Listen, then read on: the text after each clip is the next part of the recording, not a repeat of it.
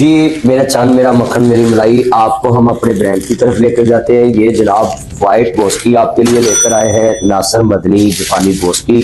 आप जो मेरे मुंह से लफ्ज सुनते रहते हैं कि मेरा चांद मेरा मक्खन मेरी मलाई, ये कपड़ा देख के आपका जनाब आला ये लफ्ज पूरा हो जाएगा कि ये वाकई कपड़ा मलाई बनाया है। ये हमारी अपनी प्रोडक्शन है, अपनी सारे प्रोसेसर से गुजर के हमने खुद ये ब्रांड तैयार किया है कि जनाब आप ऐसी बोस्की जिंदगी में मलाई नहीं देखी होगी। आप देखें ये जनाब कपड़े की शाइनिंग, आप देखेंगे इसको और जनाब देखते ही रह जाएंगे। देखें इतना प्यारा स्टफ आप देखेंगे, आप कहेंगे यार मेरे जिस्म पे कपड़ा, यार मैंने ऐसा लगता है जैसे मैंने कपड़ा डाला ही नहीं हुआ। आपको नासिर मदनी जापानी बोस्की एक दफा मेरा चांद मेरा मक्खन मेरी मलाई nasirmadani.com पे आई, ऑर्डर करके अपने घर बैठे बिठाए ये प्यारी बोस्की अपने जिस्म पे सजाई।